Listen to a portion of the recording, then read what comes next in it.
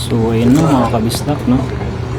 At pati ako talagang hindi mapigilan yung luha nung nagsalita yung ating dating Pangulo na si Duterte no. Ayan no, nakikita niyo naman yung ay grabe, nakakadurog ng puso talaga nangyari. Even sa mga ayan, sa mga pulis na nasa likod, talagang di mapigilan na yumuko at tumulo yung luha. Grabe, napaka ano talaga ni Tatay Digong. Ikaw, alam ko pag napanood mo to talagang mapapaluha ka rin talaga. Grabe. So yo, what's up mga kabisdak no? So grabe yung nangyari talaga no. Kung ikaw ang mapanood mo to talagang maiiyak ka talaga. Or yun, grabe yung nangyari sa kay Pangulong dating Pangulo Rodrigo Duterte no. So alam niyo ba yung yung pag-aresto, kumbaga labag talaga sa loob ng mga pulis no. So yun, nag-iiyakan talaga sila, kumbaga ginawa lang talaga nila yung yung trabaho nila. Kasi kung hindi lang dahil sa trabaho nila mga kabistak, siguradong hindi naman talaga nila aresto na, kung hindi nila gagawin talagang ganun. Kasi ayun na, ginampanan lang nila yung kanilang trabaho. So yun, ngayon panoorin nyo to, alam ko at maiiyak din po kayo kasi isa din ako sa ayun, parang nanlumo or napapaluha talaga mapanood ko tong video na to. Grabe, grabe talaga, maraming nagmamahal talaga kay Pangulong Duterte. So yun, para sa akin hindi ko alam kung bakit nagawa ng mga ICC or yun nga, wala naman silang warrant of arrest, tama di ba?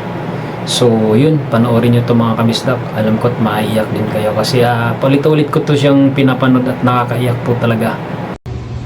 Diba alam ko pagkakabilan? Alam ko ang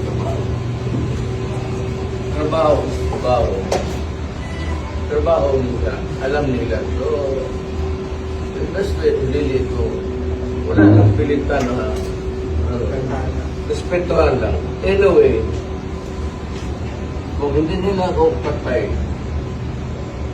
at life is bigla lang. Diba? Grabe mga kabistak, diba?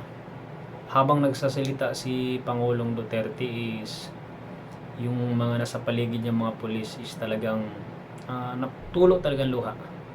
Kumbaga mabigat sa pakiramdam nilang nangyari at ginawa nilang pag-aresto, or kumbaga ginawa lang naman nila dahil lang sa tungkulin nila, tama.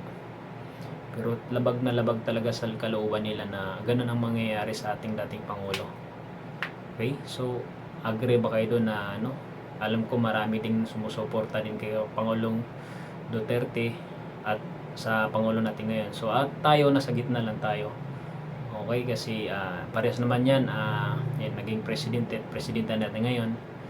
May magawa ng mga maganda dati at ngayon sa tingin nyo hindi, basta nasa gitna lang tayo. So yun, kasi parehas naman natin yung sinusuportahan yung dalawang presidente na yun, tama, diba? So yun nga lang na nangyari ngayon is nakakalungkot po talaga kasi isa din po ako sa solid supporters ni Pangulong Duterte noon. So ayan, si